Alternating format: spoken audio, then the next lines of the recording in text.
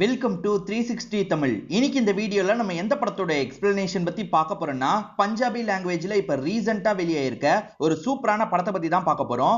Momoa see you அப்படின்றது தான் இந்த படத்தோட பேரு. இது ஒரு பக்கவான கிரைம் த்ரில்லர் படம்னு சொல்லலாம். ஆக்சுவலா இந்த படத்தோட கதை இருக்கு பாத்தீங்களா, ஒரு நாள் நைட்ல நடக்கிற மாதிரி தான் காட்சி பத்தி இருப்பாங்க. நீங்க எதிர்பார்க்காத நிறைய திருப்பங்கள்லாம் வச்சிருப்பாங்க. ரொம்ப இன்ட்ரெஸ்டிங்காவும் கொண்டு போயிருப்பாங்க. நான் முதல்ல இந்த படத்தோட பிளாட்டை பத்தி சொல்றேன். ஒரு கிராமம் இருக்கு, அங்க ஒரு ஏடிஎம் மிஷினை வைக்கலாம்னு நினைக்கிறாங்க. யாரோ சிலர் அந்த ஏடிஎம் மிஷினை தூக்கிடுறாங்க. இப்ப ஏடிஎம் மிஷினை ஓபன் பண்ணி உள்ள இருக்க காசு எடுக்கணும்ல, அதுக்காக சில முயற்சி நடக்குது. அந்த முயற்சியில சம்பந்தமே இல்லாம ஒரு காதல் ஜோடி மாட்டிக்கிறாங்க. அதுக்கப்புறம் இந்த கதையில என்னெல்லாம் நடக்குதுன்னு சொல்றதுதான் இந்த படத்தோட மீதி கதை.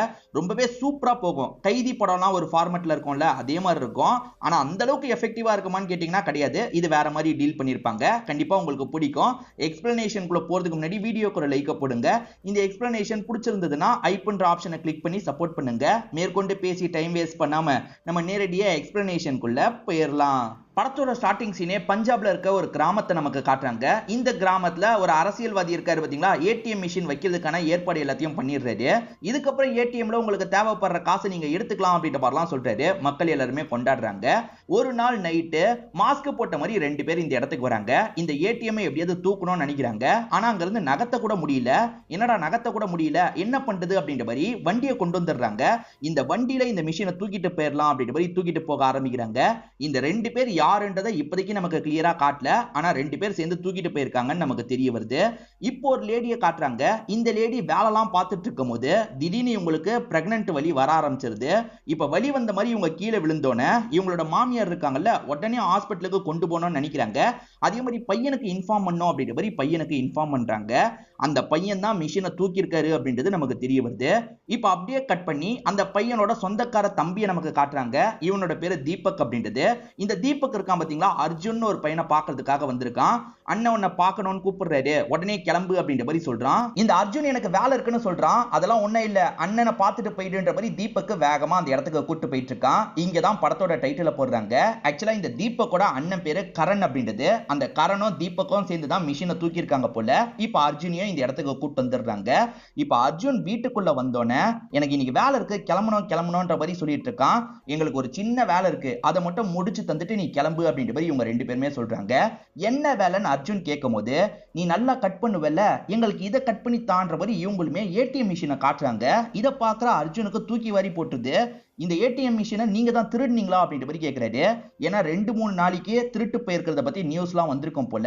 ஆமா, நாங்க தான் திருடணும், இதை கட் பண்ணு அப்படின்ற மாதிரி இந்த அண்ணனான கரண் சொல்லிட்டு இருக்காரு. அர்ஜுன் என்ன சொல்றானா, இதை பத்தி முன்கூட்டியே சொல்லியிருக்கலாம்ல, நான் கட்டர் எதுவுமே கொண்டு வரல, நான் போய் வேணா கொண்டு வரேன் அப்படின்ற மாதிரி சொல்லிட்டு இருக்கான். இப்ப கரண் என்ன பண்றாருன்னா, இவரோட தம்பியான, அதாவது சொந்தக்கார தம்பியான தீபக் மேல கோவப்படுறாரு. ஏன்டா இதெல்லாம் சொல்லி கூட்டு வர மாட்டியா அப்படின்ற மாதிரி கேட்டுட்டு இருக்காரு. இப்ப அந்த அர்ஜுன் நான் போய் எடுத்துட்டு வரேன்னு சொல்றான்ல, ஆனா எடுத்துட்டு வராம அவன் ஒரேடியா போயிட கூட வாய்ப்பு இருக்கு, இந்த திருட்டு விஷயத்தை வெளியே சொல்ல கூட வாய்ப்பு இருக்குன்ற மாதிரி கரண் பயப்படுறாரு.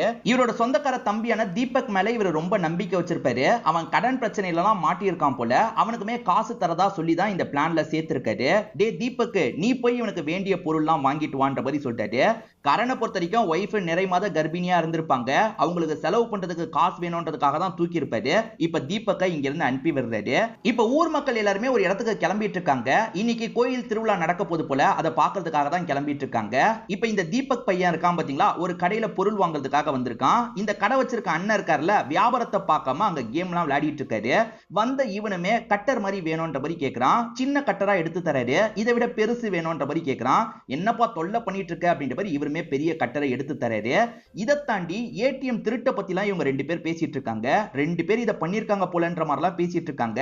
இதை கவனிச்சிட்டு இருக்க இந்த பையனுக்கு பயமா இருக்கு. நைஸா கிளம்பிடலாம் அப்படின்ற மாதிரி இவனுமே கட்டர்லாம் வாங்கிட்டு இங்க இருந்து கிளம்ப ஆரம்பிக்கிறான். இவன் கிளம்புற மாதிரி வாசல் கிட்ட வரும்போது ஒரு நபர் நிறுத்தி பேச ஆரம்பிக்கிறாரு. இப்ப பேசிட்டு இருக்க நபரோட பாஸ் இருக்கார்ல, அவரோட பேர் வந்து தேவன் அப்படின்றது. தேவன் அண்ணன் கிட்ட இருந்து காசு வாங்கினல, எப்படா காசை திரும்பி தருவன்ற மாதிரி கேட்கிறான். தீபக்கு காசு வரோன்றது தெரியும்ல, காலையில கண்டிப்பா உன்னோட காசு கிடைச்சிரும், இப்ப என்ன டிஸ்டர்ப் பண்ணாத, நான் கிளம்பணும் அப்படின்ற மாதிரிலாம் இந்த எடுபடி கிட்ட பேசிட்டு கிளம்புறாரு. அதாவது காசை இவனுக்கு தர தேவையில்ல, இவனோட பாஸ் ஆன தேவன் ஒருத்தருக்கு தரணும் போல. நான் காசை தந்துடுறேன்ற மாதிரி தீபக்கும் இங்க இருந்து கிளம்ப ஆரம்பிக்கிறாரு. இவ்வளவு நாள் தராத காசை காலையில எப்படி தருவான்ற மாதிரி இந்த எடுபடியும் யோசிச்சுட்டு இருக்காரு. இப்ப அப்படியே கட் பண்ணி இந்த தீபக் இருக்காரு பாத்தீங்களா, அண்ணனையும் அதே மாதிரி அந்த ஃப்ரெண்டான அர்ஜுனையும் பாக்குறதுக்காக வந்துடுறாரு. அர்ஜுனை பொறுத்த வரைக்கும் என்ன சொல்றாருன்னா, இன்னைக்கு ஒரு முக்கியமான வேலை இருக்கு, நான் இந்த டைம்க்கு கிளம்பணும்ன்ற மாதிரி சொல்றாரு. அதாவது 9 மணிக்கு கிளம்பணும்னு சொல்றாரு. இன்னும் 2 மணி நேரம் டைம் இருக்குல்ல, அதுக்குள்ள கட் பண்ணி தந்துட்டு போ, உனக்கும் கமிஷன் மாதிரி தரேன்ற மாதிரி கரண் சொல்றாரு. சரி ஓகேன்ற மாதிரி அர்ஜுனும் ஏத்துக்கிறாரு. ஆனா அந்த கட்டர் ரொம்ப சின்னதா இருக்கு, இதை வச்சுலாம் கட் பண்றது ரொம்ப கஷ்டம்னு சொல்றாரு. இதுதான் அந்த கடையில இருந்தது, கட் பண்ணு அப்படின்ற மாதிரி தீபக் சொல்றாரு. வேற வழி இல்ல, கட் பண்ணி தந்துட்டு போயிடலான்ற மாதிரி இவருமே கட் பண்றதுக்கு ட்ரை பண்றாரு. ரொம்ப கஷ்டமா இருக்கு. ஒரு ஸ்டேஜ்ல அந்த பிளேடு உடைய வேற செய்யுது. உடைஞ்சாலும் பரவாயில்ல, கட் பண்ணு அப்படின்ற மாதிரி சொல்றாங்க. சரி கட் பண்றேன் அப்படின்ற மாதிரி இவர் திரும்ப திரும்ப ட்ரை பண்ணிட்டு இருக்காரு. இன்னொன்னு பக்கம் திருவிழா ஸ்டார்ட் ஆயிருது. எல்லாருமே ஜாலியா செலிப்ரேட் பண்ணிட்டு இருக்காங்க. எல்லாருமே நிறைய கெட்டப்லாம் போட்டு டான்ஸ் பண்ணிட்டு இருக்காங்க. இவர் திரும்ப திரும்ப கட் பண்றதுக்கு ட்ரை பண்றாருல, ஆனா கொஞ்சம் கூட கட் ஆகல. இந்த ப்ராசஸ் பண்றதே வேஸ்ட் அப்படின்றது அர்ஜுனுக்கு தெரிய வந்துருது. 2 மணி நேரம் ஓடி போயிருச்சு, நான் கண்டிப்பா அந்த இடத்துக்கு போகணும்ன்ற மாதிரி சொல்றாரு. இப்ப கரணோட அம்மா கிட்ட இருந்து கால் வருது. கரணோட அம்மா தான் இவரோட ஒய்ஃபை வந்து கூட்டு போயிட்டு இருக்காங்க போல. டே உன் ஒய்ஃப் ரொம்ப உன்னை கேட்டுட்டு இருக்காடா, எப்ப கால் பண்ண, சீக்கிரமா வாடான்ற மாதிரி சொல்றாங்க. அம்மா நான் ஒரு வேலையில லாக் ஆயிருக்கேன், நான் காசெல்லாம் அரேஞ்ச் பண்ணிட்டு வந்துடுறேன், நீங்க நல்லபடியா கூட்டு போங்கம்மா அப்படின்ற மாதிரி இவருமே சமாளிக்கிறாரு. இந்த காசை எடுத்தாதான் கிளம்ப முடியும்ன்ற மாதிரி யோசிக்கிறாரு. இப்ப அர்ஜுன் இருக்கான்ல, கண்டிப்பா 9 மணிக்கு நான் அந்த இடத்துல இருக்கணும்ன்ற மாதிரிலாம் சொல்லிட்டு இருக்கான். அப்படி என்னடா முக்கியம், உனக்கு காசு வேணாமா, இதை எப்படியாவது ஓபன் பண்ணுன்ற மாதிரி சொல்றாரு. இல்ல இல்ல நான் கண்டிப்பா 9 மணிக்கு அங்க போனோம், இல்லனா பெரிய பிரச்சனை ஆயிடும்ன்ற மாதிரி சொல்றான். அப்படி என்னதான்டா பிரச்சனை அப்படின்ற மாதிரி இவர் கேக்குறாரு. இந்த அர்ஜுனுமே நான் ஒரு பொண்ணை லவ் பண்றேன், அந்த பொண்ணு வருவா அப்படின்ற மாதிரிலாம் சொல்றான். எந்த பொண்ணு அப்படின்ற மாதிரி தீபக் கேக்குறான். இப்பதான் ஒரு பிளாஷ்பேக் நமக்கு காட்டுறாங்க. இந்த தீபக் அர்ஜுன் ஒரே டியூஷன் சென்டர்ல படிச்சவங்களா இருப்பாங்க. அந்த டியூஷன் சென்டர்ல பிங்கின்ற ஒரு பொண்ணு இருக்காங்க. அந்த பொண்ணு 2 பேருமே சைட் அடிப்பாங்க. ஆனா அந்த பொண்ணை பொறுத்த வரைக்கும் அர்ஜுனை தான் பிடிக்கும், இந்த தீபக் பிடிக்காது. சோ 2 பேருமே போக போக லவ்லாம் பண்ண ஆரம்பிச்சிருப்பாங்க. நமக்கு பிடிச்ச பொண்ணை இவன் கரெக்ட் பண்ணிட்டானே அப்படின்ற மாதிரி தீபக் கொஞ்சம் கடுப்பா தான் இருக்கு. இப்ப பிரசன்ட்ல அர்ஜுன் இது எல்லாத்தையும் சொல்லிட்டு இருக்காரு. நான் அந்த பொண்ணை பாக்குறதுக்காக போனோன்ற மாதிரி அர்ஜுன் சொல்றான். நான் இவனெல்லாம் கூட்டிட்டு போக முடியாது, நீங்க வேணா என் கூட வாங்கன்ற மாதிரி இந்த கரணை பார்த்து சொல்றான். சரி நான் போயிட்டு வந்துடுறேன்டா, நீ இந்த இடத்தை பாத்துக்கோ அப்படின்ற மாதிரி தீபக்கை இங்க விட்டுட்டு இந்த அர்ஜுனை கூட்டிட்டு இவர் இங்க இருந்து கிளம்ப ஆரம்பிக்கிறாரு. அந்த பொண்ணோட பேர் என்னன்ற மாதிரி கரண் கேக்குறாரு. பிங்கி அப்படின்ற மாதிரி இவன் சொல்றான். இதை கேட்கிற கரனுக்கு தூக்கி வாரி போட்டுருது. காரணம் என்னன்னா, அந்த பிங்கி சாதாரண ஆள் கிடையாது, இந்த ஊரோட தலைவர் இருக்கார்ல அவரோட பொண்ணா இருப்பாங்க. அடப்பாவி, தலைவரோட பொண்ணியா நீ லவ் பண்ற அப்படின்ற மாதிரி இவருமே ஷாக்கிங்கா கேக்குறாரு. அப்படியே கட் பண்ணி ஊர் தலைவரை காட்டுறாங்க. இவர் தான் ஊர் தலைவரா இருப்பாரு. இப்ப இவருமே கெஸ்ட் மாதிரி அந்த ஃபங்க்ஷன் நடக்கிற இடத்துக்கு வந்துடுறாரு. பயங்கரமா எல்லாருமே இவரை வரவேற்றுட்டு இருக்காங்க. ஏற்கனவே அரசியல்ல முக்கியமான பொசிஷன்ல இருக்காரு போல. அதனால தான் அந்த சைடு கரண் பயங்கரமா ஷாக் ஆகுறாரு. டே தேவையில்லாத பிரச்சனை ஆயிட போது, நம்ம திரும்பி போயிடலாம்னு சொல்றாரு. இல்ல இல்ல கண்டிப்பா கேர்ள் ஃப்ரெண்டை பார்த்தே தீரணும், கூட்டு போவீங்களா மாட்டீங்களா, இல்லனா ஹெல்ப் பண்ண மாட்டேன்ற மாதிரிலாம் சொல்லிட்டு இருக்கான். சரி கூட்டு போறேன் அப்படின்ற மாதிரி வேற வழி இல்லாம இவருமே கூட்டு வந்துடுறாரு. காட்டு பகுதி கிட்ட தான் கூட்டு வந்திருக்காரு. டே சீக்கிரமா அந்த பொண்ணு கிட்ட பேச வேண்டியதை பேசிட்டு வாடா, நம்ம வேலையை முடிக்கணும், காலையிலக்குள்ள வேலையை முடிக்கணும்ன்ற மாதிரி சொல்றாரு. சரி ஓகேன்ற மாதிரி இந்த அர்ஜுனும் ஏத்துக்கிட்டு பிங்கி எங்க இருக்கன்ற மாதிரி கேட்டுக்கிட்டே இருக்கான். அப்ப பிங்கி மறைஞ்சிருப்பாங்க. சட்டுன்னு எதிர வந்து இவனை சர்ப்ரைஸ்லாம் பண்ணிட்டு இருக்காங்க. அப்பதான் இவன் தனியா வரல, வேற ஒருத்தர் கூட வந்திருக்கிறது தெரியுது. அவர் எதுக்காக வந்திருக்காருன்னு கேட்கும் போது இவனுமே சில விஷயங்களை எக்ஸ்பிளைன் பண்ணிட்டு இருக்கான். இந்த சமயம் கரண் இருக்காரு பாத்தீங்களா, அம்மா கிட்ட பேசலான்ற மாதிரி என்னமா நிலவரம் அப்படின்ற மாதிரிலாம் அம்மா கிட்ட கேட்கிறாரு. அம்மாக்கு அங்க ப்ரொசீஜர் எதுவுமே பண்ண தெரியல. ஆனா இவரோட ஃப்ரெண்ட் ஒருத்தரும் அந்த இடத்துல இருப்பாரு. டே மச்சான் நீ ப்ரொசீஜர் எல்லாம் பாரு, நான் காலையில எப்படியும் வந்துடுறேன் அப்படின்ற மாதிரிலாம் சொல்றாரு. நான் பாத்துக்கிறேன் அப்படின்ற மாதிரி அந்த ஃப்ரெண்ட் ஏத்துக்கிறாரு. இப்ப இந்த பொண்ணு இருக்கா பாத்தீங்களா, பேக்கோட வந்து நிக்கிறா. என்ன இந்த பொண்ணு பேக்கோட வந்து நிக்கிறா அப்படின்ற மாதிரி இவர் யோசிக்கிறாரு. அப்பதான் அந்த 2 பேரோட பிளான் என்னன்னு தெரியுது. வீட்டுல லவ்வை ஏத்துக்க மாட்டாங்கல்ல, 2 பேருமே ஓடி போலான்னு முடிவு பண்ணி தான் வந்திருக்காங்கன்னு தெரிய வருது. எது ஓடி போக போறீங்களான்ற மாதிரி இவர் ஷாக் ஆகுறாரு. நான் இந்த இடத்துக்கு வந்தது அந்த பொண்ணோட அப்பாக்கு தெரிஞ்சா கூட என் கதை முடிஞ்சிரும் அப்படின்ற மாதிரி இந்த கரண் பயப்படுறாரு. அண்ணன் அதெல்லாம் பிரச்சனை வராது, உங்க வேலையை முடிச்சுட்டு கொஞ்சம் காசை வாங்கிட்டு நான் கிளம்பிடுறேன் அப்படின்ற மாதிரி இந்த அர்ஜுனுமே சொல்லிட்டு இருக்கான். இப்ப அப்படியே கட் பண்ணி தீபக்க காட்டுறாங்க. இந்த தீபக்கு பிங்கி மேல ஒரு கண்ணு இருக்குல்ல, பிங்கியோட போட்டோவெல்லாம் ஜூம் போய் பார்த்துட்டு இருக்கான். அப்பன்னு பார்த்து யாரோ கதவை தட்டுறாங்க. கரண் அண்ணன் தான் வந்துட்டாரு போலன்ற மாதிரி இவன் கதவை திறக்கிறான். ஆனா வந்தது யாருன்னு பாத்தீங்கன்னா தேவன் தான் வந்திருக்காரு. அதாவது இவன் ஒரு நபருக்கு காசு தரணும் பாத்தீங்களா, அவரும் அவரோட எடுபடியும் தான் இந்த இடத்துக்கு வந்திருக்காங்க. என்னடா காலையிலக்குள்ள காசு தருவன்னு சொன்னியாமே, அதனால தான் நைட்டே வாங்குறதுக்காக வந்துட்டேன், எப்படிடா காலையில காசு கிடைக்கும் அப்படின்ற மாதிரிலாம் கேட்டுட்டு இருக்காரு. அண்ணன் அதெல்லாம் எப்படியாவது தந்துடுறேன், நீங்க கிளம்புங்கன்ற மாதிரி இந்த தீபக் பேசிட்டு இருக்கான். ஏன்னா இவங்க திருடி வச்சிருக்க ஏடிஎம் மிஷினை இவர் பார்த்துட்டா பிரச்சனை இல்ல, அதுக்காக தான் சாமர்த்தியமா அனுப்பலான்ற மாதிரி யோசிச்சுட்டு இருக்கான். ஆனா இவர் போற மாதிரியே இல்ல. என்னடா சரக்கெல்லாம் வாங்கி வச்சிருக்க, நானும் கொஞ்சம் சரக்கு அடிச்சுக்கிறேன் அப்படின்ற மாதிரி ஜாலியா பேசிட்டு இருக்காரு. எப்படியாவது பேசி அனுப்பலான்ற மாதிரி இவனுமே திரும்ப திரும்ப அனுப்புறதுக்கு ட்ரை பண்ணிட்டு இருக்கான். இப்ப கரண் கூட சேர்ந்த மாதிரி இவங்க 2 பேர் வந்துட்டு இருக்காங்க. நம்ம எதுக்காக இவரோட இடத்துக்கு போயிட்டு இருக்கோம், நம்ம கிளம்பலான்ற மாதிரி பிங்கி சொல்றாங்க. இல்ல இல்ல அண்ணனுக்கு ஒரு சின்ன வேலையை முடிக்கணுமா, அந்த வேலையை முடிச்சிட்டனா எனக்கு கொஞ்சம் காசு கிடைக்கும், யூஸ்ஃபுல்லா இருக்கும், அந்த வேலையை மட்டும் முடிச்சிடுறேன்னு சொல்றாரு. ஏடிஎம் மிஷினை பத்திலாம் கேர்ள் ஃப்ரெண்ட் கிட்ட சொல்ல மாட்டாரு. இப்ப இவங்க 3 பேருமே சேர்ந்த மாதிரி வீட்டுக்குள்ள நுழையிறாங்க. அப்ப வீட்டுக்குள்ள வரும்போது இங்க இருக்கவர் கொஞ்சம் ஷாக் ஆகுறாரு. அதாவது தேவன் கொஞ்சம் ஷாக் ஆகுறாரு. என்னடா பொண்ணெல்லாம் கூட்டிட்டு வந்திருக்கீங்க, ஜாலியா ஃபன் பண்ண போறீங்க போலியே அப்படின்ற மாதிரிலாம் கேட்டுட்டு இருக்காரு. அதாவது பொண்ணை கூட்டிட்டு வந்து ஒன்னா இருக்கலாம்னு இவங்க முடிவு பண்ணிருக்காங்கன்ற மாதிரி தேவன் யோசிக்கிறாரு. அதெல்லாம் கிடையாதுன்ற மாதிரி இவங்க சமாளிக்கிறாங்க. ஆனா உங்களை பத்தி எனக்கு தெரிஞ்சிருச்சுடா அப்படின்ற மாதிரி தேவன் ஜாலியா இவங்க கிட்ட பேசுறாரு. அந்த பிங்கி யார் தெரியுமா, அந்த பிங்கியை பொறுத்த வரைக்கும் இவரோட அண்ணன் பொண்ணா தான் இருப்பாங்க. அதாவது இந்த தேவனை பொறுத்த வரைக்கும் ஊர் தலைவரோட தம்பியா இருப்பாரு. இப்ப அண்ணன் ஒண்ணுன்னு தெரியாம இவருமே விலை மாதுன்ற மாதிரி நினைச்சுக்கிறாரு. ஏமா இவங்க கூட தான் ஒன்னா இருப்பியா, என் கூட எல்லாம் ஒன்னா இருக்க மாட்டியா, உன் ஃபேஸ காட்டுமா காட்டுமான்ற மாதிரி சொல்றாரு. இப்ப என்ன பண்றதுன்னு தெரியாம இவங்களுமே சமாளிக்கிறதுக்கு ட்ரை பண்றாங்க. ஆனா தேவன் இருக்கார்ல, டே எடுபுடி நீ இருக்கிறதுனால தான் யோசிக்கிறாங்க போல, நீ வெளியே போன்ற மாதிரி எடுபடியா அனுப்பி வச்சிடுறாரு. இப்ப அந்த பொண்ணோட ஃபேஸ காட்டுங்கன்ற மாதிரிலாம் சொல்றாரு. இவர் காட்டலனா விட மாட்டாருன்றது தெரிஞ்சிருது இல்ல, ஏமா மூஞ்ச காட்டு அப்படின்ற மாதிரி அந்த பொண்ணு கிட்ட சொல்றாங்க. அந்த பொண்ணு பயந்துகிட்டே முகத்தை ஓபன் பண்ணி காமிச்சோன்னே இவர் ஷாக் ஆயிடுறாரு.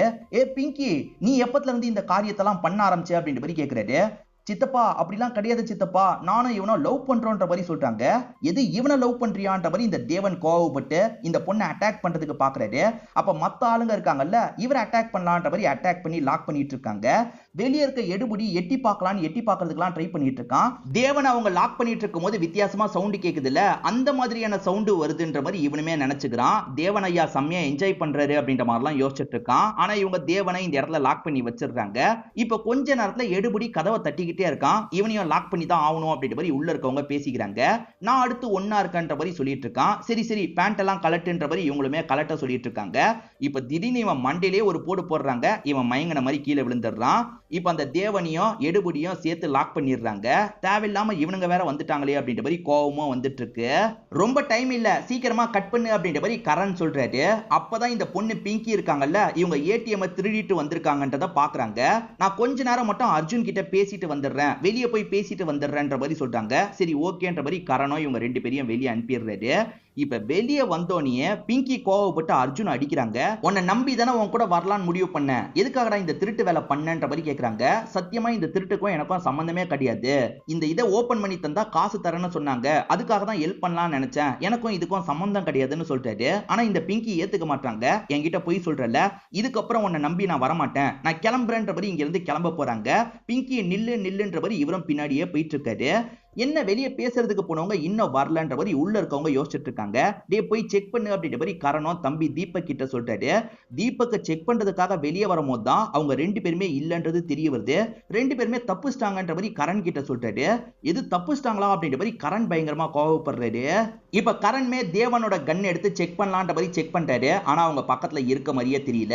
இப்ப ஊர் தலைவருக்கு போன் கால் வந்துகிட்டே இருக்கு. இவர் ஃபங்க்ஷன்ல இருக்கிறதுனால கட் பண்ணிக்கிட்டே இருக்காரு. ஒரு ஸ்டேஜ்ல அட்டென்ட் பண்றாரு, பேசுறது கேட்கவே மாட்டேங்குது. ஒரு ஸ்டேஜ்ல பிங்கி ஓடி போயிட்டான்ற மாதிரி சொல்றாங்க போல. இது பிங்கி ஓடி போயிட்டாலான்னு இவர் கத்தி சொல்லிடுறாரு. மைக் மூலியமா எல்லாருமே கேட்டு ஷாக் ஆகுறாங்க. அதை எப்படியாவது மாத்தணும்ன்றதுக்காக என் பொண்ணு பிங்கி இல்ல, பக்கத்து ஊர்ல பிங்கின்ற ஒரு பொண்ணை யாரோ கடத்திட்டாங்க போல, அதை பத்தி தான் எனக்கு தெரிய வந்தது, நான் என்ன ஏதுன்றதை பாக்குறதுக்கு போனோம், என்ன விடுங்கன்ற மாதிரி இங்க இருந்து கிளம்புறாரு. அதாவது ஊர்க்காரங்களுக்கு நம்ம மேட்ரு தெரியக்கூடாதுன்றதுக்காக மாத்திடுறாரு. அந்த அர்ஜுன் ஏமாத்தி கிளம்பிட்டான்ல, வேற வழியே இல்ல, நம்ம தான் கட் பண்ணோம் அப்படின்ற மாதிரி கரண் என்ன பண்றாருன்னா கட் பண்றாரு. இவர் கஷ்டப்பட்டு கட் பண்ணிட்டு இருக்காருல, இத பாக்குற அந்த தேவனு கொஞ்சம் கிண்டல்லாம் பண்றாரு. இவர் கட் பண்றேன்னு தெரியாதனமா கையே கட் பண்ணிக்கிறாரு. இப்ப கையில இருந்து ரத்தம் ஊத்திட்டு இருக்கு. அப்ப தேவன் என்ன சொல்றாருன்னா, இப்படிலாம் இதை கட் பண்ண முடியாது, என்கிட்ட வெல்டு பண்றது இருக்கு, அது மூலியமா ஈஸியா இதை ஓபன் பண்ணிடலாம், நீ என்ன கலட்டி மட்டும் விடு, கண்டிப்பா நான் போய் எடுத்துட்டு வரேன், உனக்கு ஹெல்ப் பண்றேன், ஏன்னா எனக்கும் என்னோட காசு வேணும்ல அப்படின்ற மாதிரிலாம் சொல்லிட்டு, சரி இவரை நம்ம கலட்டி விட்டா என்ன, கூட்டிட்டு போனா என்னன்ற மாதிரி கரண் யோசிக்கிறாரு. இப்ப கரணும் கட்டெல்லாம் கலட்டி இவரை வெளியே கூட்டு வராரு. நான் ரெஸ்ட் ரூம் மட்டும் யூஸ் பண்ணிட்டு வரேன்ற மாதிரி இந்த பெரியவர் இருக்காருல, பக்கத்துல போய் யூரின் பாஸ் பண்ணிட்டு இருக்காரு. அப்படி பாஸ் பண்ணிட்டு இருக்கவர் சடனா இங்க இருந்து தப்பிச்சு ஓட ஆரம்பிக்கிறாரு. ஏமாத்திட்டானே விடக்கூடாது அப்படின்ற மாதிரி இவருமே துரத்துறாரு. அந்த தேவனை பொறுத்த வரைக்கும் கரனோட பைக் எடுத்து தப்பிக்கலாம் நினைச்சிருப்பாரு. ஆனா பெட்ரோல் காலியாயி பைக் ஒரு இடத்துல நின்றது போல. என்ன பண்றதுன்னு தெரியாம பைக்கை போட்டுட்டு ஓட ஆரம்பிக்கிறாரு. ஒழுங்கு மரியாதையா நில்லு அப்படின்ற மாதிரி தேவனும் துரத்திட்டு ஓடிட்டு இருக்காரு. கூட அந்த தம்பியும் துரத்திட்டு வந்துட்டு இருக்கான். இதுதான் கேப், நம்ம தப்பிக்கணும்ன்ற மாதிரி எடுபடி தப்பிக்கிறதுக்கு ட்ரை பண்ணிட்டு இருக்கான். இவங்க ரெண்டு பேருமே அவரை துரத்திட்டு வந்துட்டு இருக்காங்கல்ல. பனி பயங்கரமா பேஞ்சிட்டு இருக்கு. அந்த பனியில அவரால் ரொம்ப தூரம் ஓட முடியல. ஒரு ஸ்டேஜ்ல டயர்டான மாதிரி விழுந்துடுறாரு. இவங்க ரெண்டு பேருமே அவர் அந்த இடத்துல லாக் பண்றாங்க. இப்ப ஊர் தலைவர் இருக்காரு பாத்தீங்களா, இவரோட வீட்டுக்கு கோவமா வராரு. ஒய்ஃப் தான் காணோன்றத சொல்லிருப்பாங்க போல. இப்ப ஒய்ஃப் இவர் வந்தோனியே செருப்பு வச்சு இவங்களே அடிச்சுக்கிறாங்க. ஏன்னா ஹஸ்பண்ட் எப்படியும் அடிப்பாரு, அதுக்கு முன்னாடி நம்மளே அடிச்சுக்கலான்ற மாதிரி அடிச்சிட்டு இருக்காங்க. எப்படி இது நடந்ததுன்னே தெரியல. வெளியே போயிட்டு வரேன்னு சொன்னா திரும்பி வரவே இல்லைன்ற மாதிரிலாம் சொல்றாங்க. பொண்ணு எங்கன்னு யாராவது கேட்டா எப்படியாவது சமாளி, காலையிலக்குள்ள அவ எங்க இருந்தாலும் கூட்டிட்டு வரேன்ற மாதிரி சொல்றாரு. சார் உங்க தம்பியோட ஹெல்ப் நம்ம வாங்கிக்கலாமா அப்படின்ற மாதிரி அடியால் கேட்கிறான். அதுக்கு தம்பியோட ஹெல்ப்லாம் வேணான்ற மாதிரி இவர் சொல்றாரு. ஏன்னா இவருக்கும் இவரோட தம்பி தேவனுக்கும் சொத்து தகராறு போயிட்டு இருக்கு போல. எதுக்கு அவனோட ஹெல்ப் எல்லாம் நம்ம கேட்கணும், நம்மளே பார்த்து கண்டுபிடிச்சிடலாம் அப்படின்ற மாதிரி இங்க இருந்து கிளம்புறாரு. அந்த தேவன் தப்பிக்க நினைச்சாரு பாத்தீங்களா, இப்ப திரும்ப வீட்டுக்கு ரெண்டு பேருமே சேர்ந்த மாதிரி கூட்டு வந்துட்டு இருக்காங்க. இப்படி வரும்போது எடுபடி தப்பிச்சிருவான்னு பார்த்தா அதுதான் கிடையாது. இன்னும் எடுபடி அங்கதான் இருக்கான். இதை தாண்டி கிளம்பி போனா அர்ஜுனா கேர்ள் ஃபிரெண்ட் பிங்கியும் இந்த இடத்துக்கு வந்திருக்காங்க. ஆக்சுவலா அர்ஜுன பிங்கிய சமாதான பத்தி கூட்டு வந்திருப்பாரு. ஏன்னா இவருக்கு நிறைய காசு தேவையில்ல, இதை ஓபன் பண்ணாதான் கொஞ்சம் காசு கிடைக்கும், அந்த காசு மூலியமா தான் கேர்ள் ஃபிரெண்டை நல்லா பாத்துக்க முடியும்னு நினைக்கிறாரு. அதுக்காக தான் திரும்பி வந்திருக்காருன்னு தெரிய வருது. எங்கடா கிளம்பி போனன்ற மாதிரி அர்ஜுன் கிட்ட கோவப்பட்டு இருக்காரு. அர்ஜுன் என்ன சொல்றாருன்னா, கட்டிங் மிஷினை நான் வாங்கிட்டு வந்துடுறேன், பக்கத்து ஊர்ல விப்பாரு, அவர்கிட்ட போய் வாங்கிட்டு வந்துடுறேன் அப்படின்ற மாதிரி சொல்றான். சீக்கிரமா போய் வாங்கிட்டு வா, அப்படி இல்லைன்னு வச்சுக்கோ இவ கதையை முடிச்சிருவன்ற மாதிரிலாம் கரணோ மிரட்டி இங்க இருந்து அனுப்பி விடுறாரு. இப்ப இந்த பிங்கியோட அப்பா ஊர் தலைவர் இருக்காரு பாத்தீங்களா, பொண்ணு எங்க போயிருக்க வாய்ப்பு இருக்கு, ஒரு இடம் விடாதீங்க, எல்லா இடத்துலயும் தேடுங்கன்ற மாதிரி சொல்லிட்டாரு. லவ் மேட்டர்னு இன்னும் அப்பாவுக்கு தெரியல. இப்ப பிங்கி உக்காந்துட்டு இருக்கும் போது இந்த சித்தப்பாவான தேவன் இருக்காரு பாத்தீங்களா, ஓஹோ அவன் கூட ஓடி போற அளவுக்கு நீ முடிவெடுத்துட்டல, உன் அப்பனுக்கு தெரிஞ்சா சாவடிச்சிருவான், உன் அப்பன் கிட்ட நான் சொல்றேன்ற மாதிரிலாம் மிரட்டிட்டு இருக்காரு. இந்த பிங்கி செம்மையா பயப்படுறாங்க. மூடிட்டு இருக்க மாட்டியா அப்படின்ற மாதிரி கரண் தான் இந்த சித்தப்பாவை அடக்குறாரு.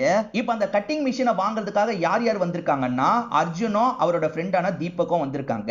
ஃப்ரெண்ட்ஸா இருந்தாலும் இவங்களுக்குள்ள சின்னதா ஒரு கிளாஷ் போய்கிட்டே தான் இருக்கும். இவங்களுமே அந்த கடைக்கு வந்து கால் பண்றாங்க. புது ஆளுங்களுக்கு எல்லாம் தரமாட்டேன்ற மாதிரி பெரியவர் சொல்றாரு. நாங்க நிறைய காசு தரோம்னு சொன்னோன்னே அந்த பெரியவருமே கடைக்கிட்ட வந்துடுறாரு.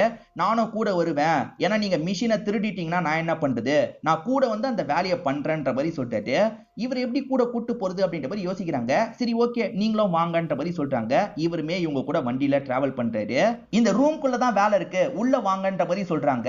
இவருமே உள்ள வந்துட்டு இருக்காரு. அப்படி உள்ள வரும்போதுதான் தேவனை இவங்க ஜட்டியோட உட்கார வச்சிருக்காங்கல்ல, அதெல்லாம் இந்த பெரியவருக்கு தெரிய வருது. தப்பான இடத்துக்கு வந்து மாட்டிக்கிட்டோம் போல அப்படின்ற மாதிரி முடிச்சிட்டு இருக்காரு. பெரியவரே பயப்படாதீங்க அப்படின்ற மாதிரி கரண் பேச ஆரம்பிக்கிறாரு. நீங்க என்னோட சொந்தக்கார மாமா மாதிரி இருக்கீங்க, இதுக்கப்புறம் நான் உங்களை மாமானே கூப்பிடுறேன். மாமா ஒரு பிரச்சனையும் கிடையாது, இதை ஓபன் பண்ணீங்கன்னா நிறைய காசு கிடைக்கும், அந்த காசுல ஒரு பெரிய பாகத்தை உங்களுக்கும் தரேன், என்ன ஓபன் பண்றீங்களா அப்படின்ற மாதிரி கேட்கிறாரு. இவருமே நமக்கும் காசு கிடைக்கும்ன்றதுக்காக ஓகே பண்றேன்ற மாதிரி ஏத்துக்கிறாரு. இப்ப அந்த மிஷினை பக்கத்துல வந்து பாக்குறாரு. அப்படி பாக்குறவர் என்ன சொல்றாருன்னா, எங்க காசு இருக்கோனே தெரியலையே, இப்ப நான் மிஷினை வச்சு ஆபரேட் பண்ணனா நெருப்பு வரும், அந்த நெருப்புனால காசு எரிஞ்சிருச்சுன்னா என்ன பண்றது அப்படின்ற மாதிரி கேட்கிறாரு. எது நெருப்பால காசு எரிஞ்சிருமா, என்ன பண்றது அப்படின்ற மாதிரி கரணம் யோசிச்சுட்டு இருக்காரு.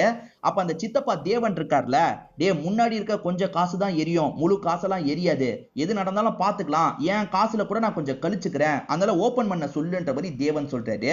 கொஞ்சம் காசு டேமேஜ் ஆனா பரவாயில்ல, ஆனா இருக்கிறதே கொஞ்சம் காசுனா என்ன பண்றது, எனக்கு நிறைய காசு வேணும், என் ஒய்ஃப் பிரச்சனையில இருக்கான்ற மாதிரி கரண் கோவப்பட்டு பேசிட்டு இருக்காரு. அப்பன்னு பார்த்தா அம்மா கிட்ட இருந்து கால் வருது.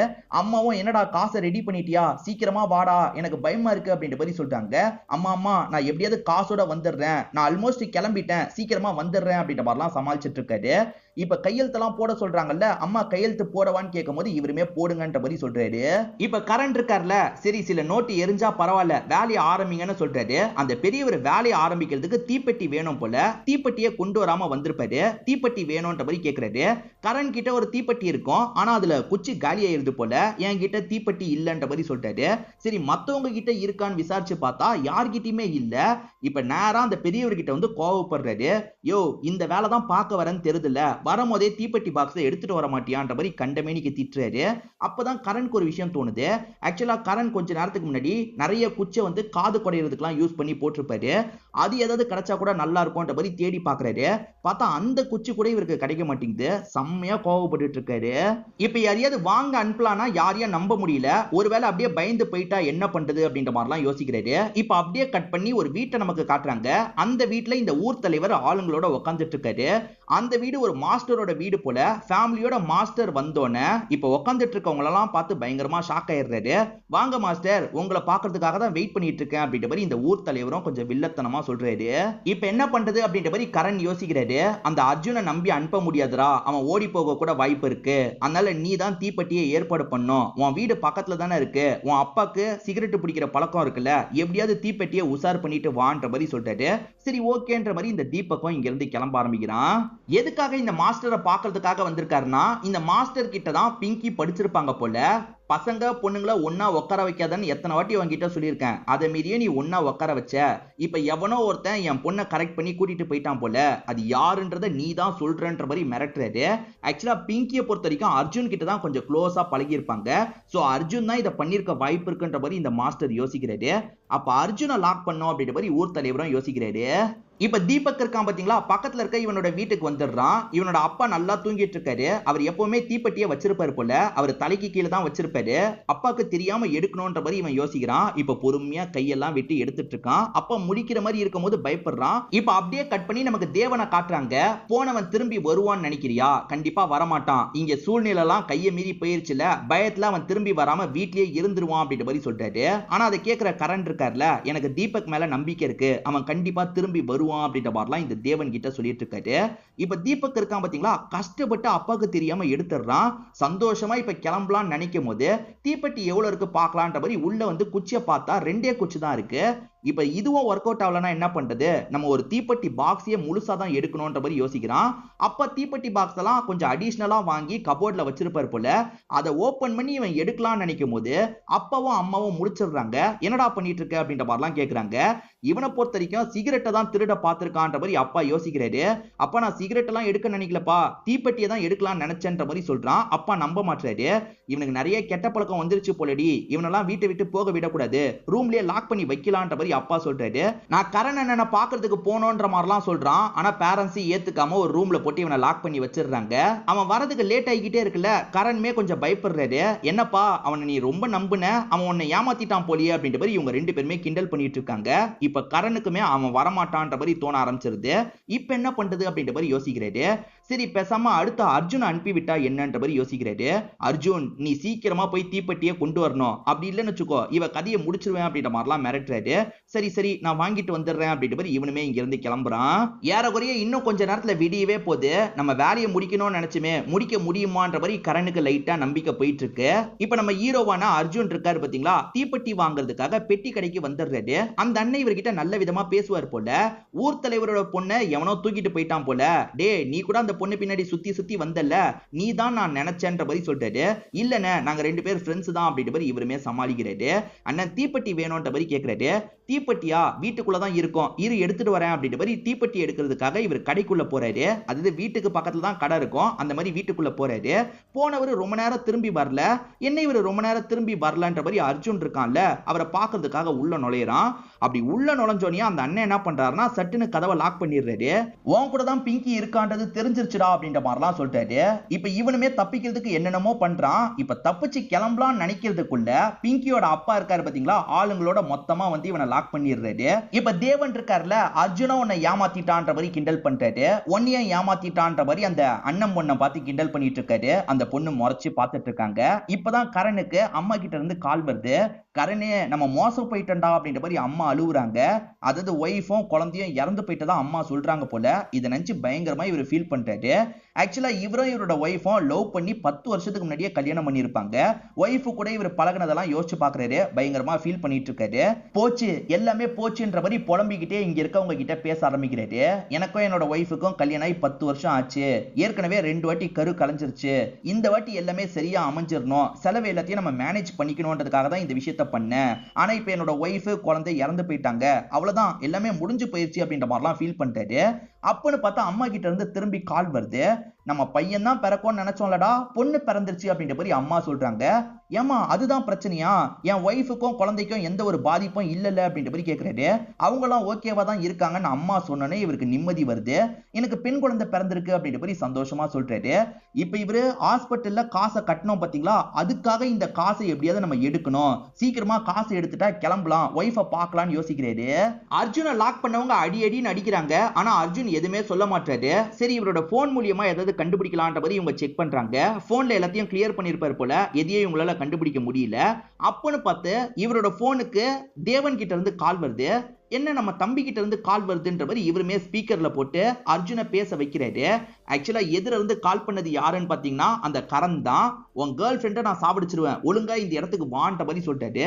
ஒருவேளை நம்ம தம்பி தான் மிரட்டுறானா அப்படின்ற மாதிரி ஊர் தலைவர் கன்ஃபியூஸ் ஆகுறாரு. இப்ப அந்த அர்ஜுன் வர மாதிரியே இல்லல்ல, நம்ம தான் போய் தீப்பெட்டியை ஏற்பாடு பண்ணோன்ற மாதிரி யோசிக்கிறாரு.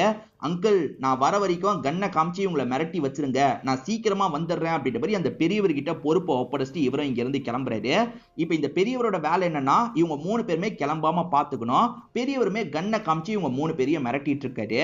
ஆனா தேவன் இந்த பெரியவரை பார்த்து பயப்பட மாட்டாரு. டே நீ என்னோட கட்டை கலட்டுறா, இந்த பெரியவன் எதுவும் பண்ண மாட்டான், சீக்கிரமா கட்டை கலட்டுன்ற மாதிரி எடுபடியா கட்டெல்லாம் கழட்ட சொல்றாரு. இந்த கரணை பொறுத்த வரைக்கும் ஓடி போய் தீப்பெட்டி வாங்கிட்டு வந்துடலாம் ஓடி தான் வந்துட்டு இருக்காரு. அப்ப இவரோட இடத்தை நோக்கி, அதாவது இவரோட தம்பி தீபக்கோட இடத்தை நோக்கி நிறைய கார் போயிட்டு இருக்கிறது இவருக்கு தெரிய வருது. அவ்வளவுதான் அவங்களுக்கு தெரிஞ்சிருச்சு, அவங்க தான் போறாங்கன்ற மாதிரி யோசிக்கிறாரு. அப்பதான் தீபக்கும் ரூம்ல இருந்து தப்பிச்சு இந்த இடத்துக்கு வந்திருக்கான், தீப்பெட்டி எடுத்துட்டு வந்துட்டேன்ற மாதிரிலாம் சொல்றான். இதுக்கப்புறம் அங்க போக முடியாது, என் ஒய்ஃபை பார்க்கறதுக்கு ஹாஸ்பிட்டலுக்கு போலான்ற மாதிரி இவருமே இங்க இருந்து கிளம்புறாரு. இப்ப இந்த இடத்துக்கு வந்த ஊர் தலைவர் இருக்கார்ல, என் தம்பி தான் சொத்து ரிலேட்டட் ப்ராப்ளத்துக்காக என் பொண்ணை தூக்கி வச்சிருக்கான் போல, எப்படியாவது என் தம்பி கிட்ட இருந்து காப்பாத்தணும்ன்ற மாதிரி யோசிக்கிறாரு. ஆனா உள்ள நடக்கிறது நமக்கு தானே தெரியும். அந்த பெரியவர் ஷூட் பண்றதுக்கு பயப்படுறாரு. அதனால இந்த தேவன் இருக்காருல, கட்டெல்லாம் கழட்டிட்டு இந்த பெரியவரை வந்து அட்டாக் பண்றாரு. இப்ப அர்ஜுனை நமக்கு காட்டுறாங்க. அர்ஜுன் குடிக்க தண்ணி வேணும்ன்ற மாதிரி கடைக்காரர் கிட்ட கேக்குறாரு. கடைக்காரர் தண்ணி கொடுக்கலான்னு வரும்போது இவர் கடைக்காரரை அடிச்சுட்டு தப்பிக்க ஆரம்பிக்கிறாரு. இப்ப ஊர் தலைவர் இருக்காருல, நம்ம மொத்தமா உள்ள போலான்ற மாதிரி சொல்றாரு. ஆளுங்க கன்னெல்லாம் எடுத்துட்டு உள்ள வந்துட்டு இருக்காங்க. இது எதுவுமே சித்தப்பாக்கு தெரியாதுல்ல. சித்தப்பா என்ன பண்றாருன்னா முதல்ல இந்த பெரியவரை போட்டு அடி அடின்னு அடிக்கிறாரு. அடுத்ததா அந்த அண்ணன் பொண்ணை அடிக்கலான்ற மாதிரி பிங்கியை போட்டு அடிக்கிறாரு. உன் அப்பனையும் என்னையும் அசிங்கப்படுத்துறதுக்காகவே இப்படி ஒரு விஷயத்த பண்ணியான்ற மாதிரி அந்த பொண்ணை போட்டு அடிச்சிட்டு இருக்காரு. இவர் இன்னும் ஜட்டியோட தான் இருக்காரு. ஜட்டியோட அந்த பொண்ணை அடிச்சிட்டு இருக்காரு. அப்பன்னு பார்த்து இந்த ஊர் தலைவர் இருக்காருல, சட்டுன்னு உள்ள நுழையிறாரு. அப்படி உள்ள நுழைஞ்சவரு அந்த விஷயத்தை பார்த்து ஷாக் ஆயிடுறாரு. அதாவது நம்ம தம்பி நம்ம பொண்ணு கிட்ட எல்லை மீறி நடக்கிறதுக்கு முடிவு பண்ணிருக்கான் போல அப்படின்ற மாதிரி யோசிக்கிறாரு. அண்ணன் நீ தப்பா புரிஞ்சிட்டு இருக்க அப்படின்ற மாதிரி தேவன் ஏதோ சொல்றதுக்காக வராரு. ஆனா அதுக்குள்ள இவர் இருக்காருல, ஷூட் பண்ணி கதையை முடிச்சிடுறாரு. நமக்கும் நம்ம தம்பிக்கும் இந்த சொத்து தகராறுனால இந்த மாதிரி பண்ணிருக்கான் போல அப்படின்ற மாதிரி கோவப்பட்டு தான் ஷூட் பண்ணிடுறாரு. அதே மாதிரி அங்க இருக்க பெரியவரையும் ஆளுங்க ஷூட் பண்றதுக்காக வராங்க. ஆனா இந்த பொண்ணு இருக்காங்கல்ல, இந்த பெரியவர் தான் எனக்கு ஹெல்ப் பண்றதுக்காக இந்த இடத்துக்கு வந்தாரு, இவர் தான் ஹெல்ப் பண்ணாரு அப்படின்ற மாதிரிலாம் பொண்ணு சொன்னதுனால இவர் பெரியவரை எதுவும் பண்ணாதீங்க அப்படின்ற மாதிரி இங்க இருந்து கிளம்ப ஆரம்பிக்கிறாரு. இப்ப கரண்ட் இருக்காரு பாத்தீங்களா, ஹாஸ்பிட்டலுக்கு வந்து சேர்ந்துடுறாரு. இவர்கிட்ட சுத்தமா காசு கிடையாது, காசை பே பண்ணுங்கன்ற மாதிரி ஏற்கனவே ஆளுங்க பிரஷர் போட ஆரம்பிச்சிட்டாங்க. இவர் முதல்ல ஒய்ஃபை பாக்குறாரு, அடுத்ததா குழந்தைய பார்த்து சந்தோஷப்படுறாரு. இப்ப குழந்தைய கொஞ்சிட்டுலாம் இருக்காரு. டே காசை கொண்டு வந்தியான்னு அம்மா கேக்குறாங்க. இவரும் கொஞ்சம் திருன்னு முழிச்சிட்டு இருக்காரு. இப்ப இந்த அப்பா இருக்காருல, பொண்ணை கூட்டிட்டு போறாரு. பொண்ணோட லவ் மேட்டர்லாம் பெருசா இவருக்கு தெரியல. பொண்ணு யாரையும் லவ் பண்ணல, நம்ம தான் தப்பா புரிஞ்சுக்கிட்டோம் போலன்ற மாதிரி அப்பா யோசிக்கிறாரு. அப்பா கூட்டிட்டு போறத அந்த இடத்துக்கு வந்த அர்ஜுனும் பார்த்து ஃபீல் பண்றாரு. இப்ப அப்படியே கட் பண்ணி பெரியவரை காட்டுறாங்க. இப்போதைக்கு அந்த வீட்டுல பெரியவர் மட்டும் தான் இருக்காரு. ஏற்கனவே ஊர் தலைவரோட ஆளுங்க வரும்போது அதுல ஒருத்தன் தீப்பெட்டியை இங்க போட்டுட்டு போயிருப்பான். அதுக்குள்ள தீப்பெட்டி இருக்கான்னு செக் பண்றாரு. சரி குச்சி இருக்கான்னு செக் பண்றாரு. உள்ள குச்சி இருக்கு. இது மூலியமா நம்ம இப்ப ஓபன் பண்ணா என்ன, ஏடிஎம் இப்ப ஓபன் பண்ணா என்னன்ற மாதிரி இவருமே வேலையை ஆரம்பிக்கிறாரு. கரணை பொறுத்த வரைக்கும் அந்த பகுதியில என்ன ஆச்சுன்றதுலாம் தெரியாது. இப்ப ஒய்ஃபை வெளியே கூட்டு போனோம்னா காசு தேவையில்ல, திரும்பி அந்த இடத்துக்கு போனா என்னன்ற மாதிரிலாம் யோசிக்க ஆரம்பிக்கிறாரு. அப்படியே கட் பண்ணி அந்த பெரியவரை காட்டுறாங்க. அந்த பெரியவர் பத்த வச்சு ஓபன் பண்ணலான்ற மாதிரி ஓபன் பண்ண ஆரம்பிக்கிறாரு. கதவெல்லாம் சாத்திட்டு தான் ஓபன் பண்ண ஆரம்பிச்சிருப்பாரு. அப்பன்னு பார்த்து யாரோ கதவை தட்டுறாங்க. இப்ப கதவை தட்டுறது யாரா இருக்கும்? ஒருவேளை போன ஊர் தலைவர் தான் திரும்பி வந்துட்டாரான்ற மாதிரி யோசிக்கிறாரு. கதவை தட்டுறது யாருன்னே காட்டாம நமக்கு படத்தோட கதையை முடிக்கிறாங்க.